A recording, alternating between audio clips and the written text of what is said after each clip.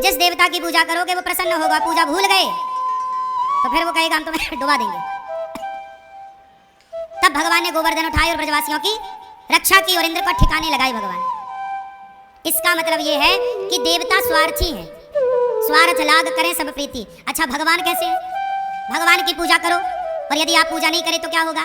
भगवान कहते हैं कि तुम हमारी पूजा करो और यदि तुम भूल गए पूजा करना, कभी नहीं किए, तो भगवान ये याद रखते हैं किसने एक बार मेरी पूजा की है, इसके लिए मैं इस पर कृपा करने आया हूं। भगवान दयालु हैं। अजामिल इतना बड़ा पापी था, लेकिन उस पापी के मुख से जब एक बार नाम निकला धोखे से, मरते समय क्या बोला? नारायण। उसके बेटे का नाम क्या था? बुलाया अपने पुत्र को, दूरे क्रीडन का सक्तम पुत्रम नारायणावयम, हे बेटा नारायण, बुलाया बेटे को।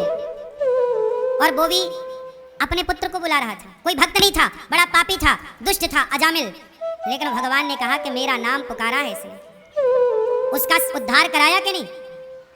ये भगवान है। पूतना जहर पिलाने आई, भगवान को क्या करने आई? मारने, कि जहर पिला के कन्हैया को मार देंगे। पर मारने वाली पूतना को भी तार दिया कि नहीं? शिशुपाल पानी पी पी की गालियां देता था भगवान को। बोलो हाँ, शिशुपाल भगवान श्री कृष्ण की बुआ का लड़का है। शिशुपाल गालियां देता है पानी पी पी कर, पर गालियां देने वाले शिशुपाल का भी उद्धार किया कि नहीं भगवान ने? बोलो हाँ। तो भगवान का स्वभाव, भगवान कभी हमारे अवगुण नहीं देखते।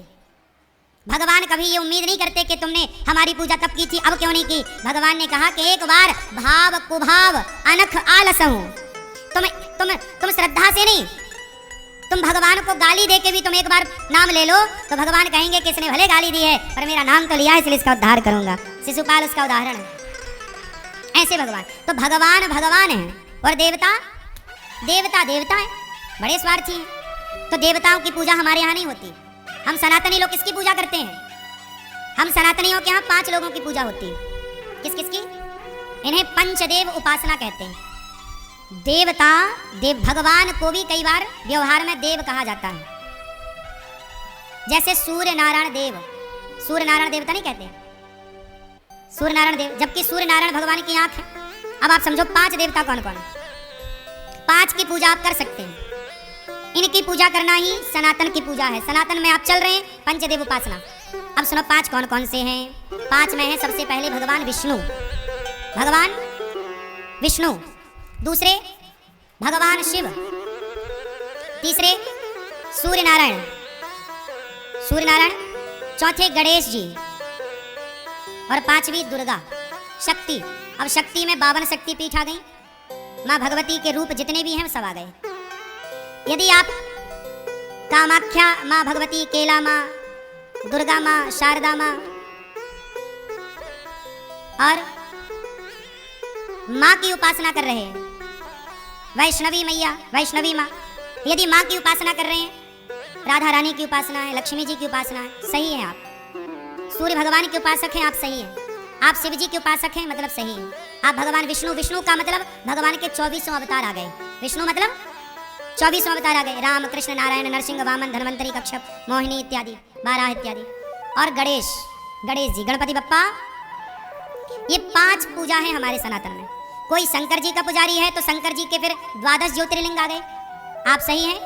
भगवान नारायण के 24 अवतार हो गए, चारों दिशाओं में प्रभु विराजे, जगन्नाथ जी के रूप में, बद्रीनाथ जी के रूप में, द्वारिकाधीश जी के रूप में, बिहारी जी के रूप में, राधा रमन जी के रूप में और रंगनाथ जी के रूप में, ये सब चारों ओर भगवान बैठे हैं। तो आप इनकी उपासना कर रहे हैं तो आप सही हैं। और यदि आपने मनमाने तरीके से किसी बाबा जी को भगवान बना के लॉन्च किया है तब फिर तो देखो आप भटक चुके हैं। तो आज मैंने आपको बताया कि भगवान किसे कहते हैं, किसे कहते हैं भगवान? बोलो। जिनके पांव लक्ष्मी जी दबाएं। अब और सरल परिभाषा सुनो भगवान की। कोई आपसे पूछे कि भगवान किसे कहते हैं, तो जिनके चरण लक्ष्मी जी दबाएं उन्हें आप भगवान कहिए।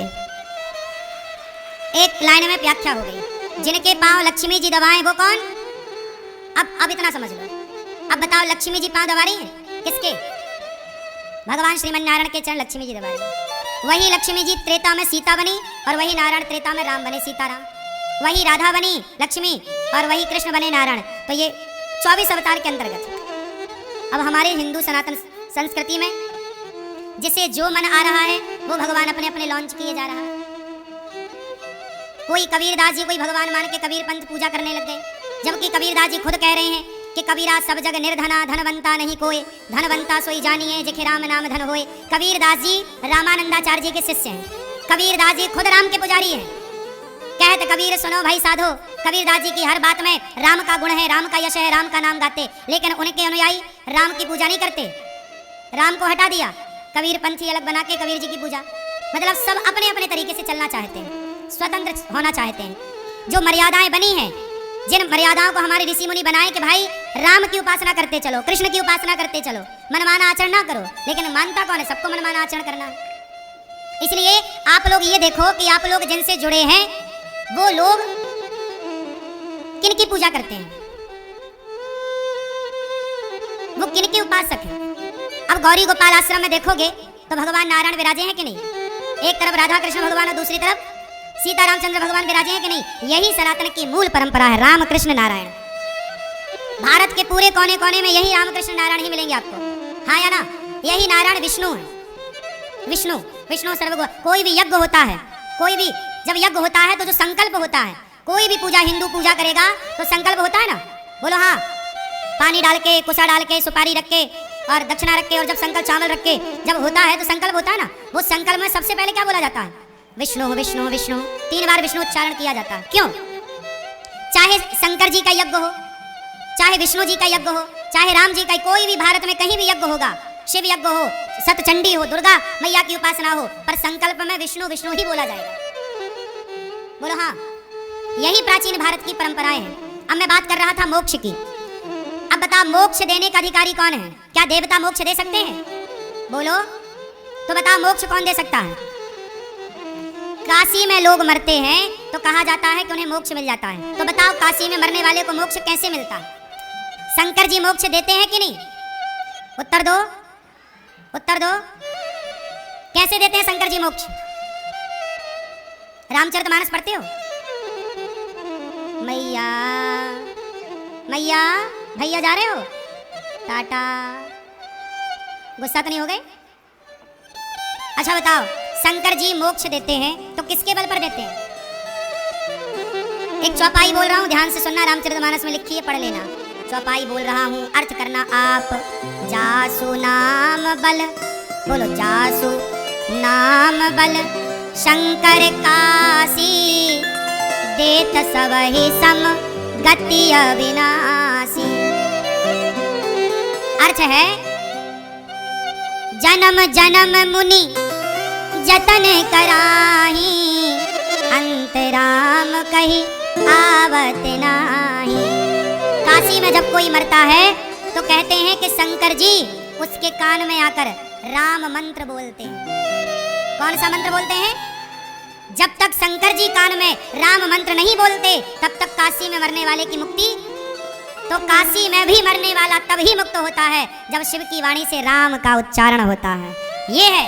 तो अब आपको एक क्लियर समझना है कि मोक्ष देने का अधिकार केवल भगवान श्रीमन नारायण का है। भगवान किसे कहते हैं? जो मोक्ष दे सके, जिनके चरण लक्ष्मी जी दबाएं, वो भगवान है। वो भगवान जो ब्रह्मा को प्रकट करते हैं। नारायण की नाभि से क्या निकला? क्या? कमल। कमल में कौन प्रकट हुआ? ब्रह्मा जी की भ्रकुटी से शिव जी प्रकट भये। भगवान नारायण ब्रह्मा, विष्णु और महेश को प्रकट करते हैं भगवान नारायण। और भगवान नारायण सृष्टि को ब्रह्मा विष्णु महेश के हवाले करते हैं कि आप चलाओ। ऐसी तमाम सृष्टियां बनाना और बिगाड़ना ये भगवान नारायण का रोज का खेल है। मूल तत्व भगवान श्रीमन नारायण। वही शिव शंकर जी के आराध्य कौन है? भगवान नारायण। इसलिए सनातनी लोग बड़े कंफ्यूज हो गए। हम ये सारी बातें इसलिए बताएं कि आप लोग किसी को भी भगवान मान लेते हो। अब देखो ना, किसी के ने चार खील ठोक दी, एक हाथ में, एक दूसरे हाथ में और 2 पांव में, तो लोगों को लगा ये भगवान है। बोले जिंदा है ये खील ठोकने के बाद भी? नहीं, हमारे, आप समझ रहे हैं, खील ठोकने के बाद भी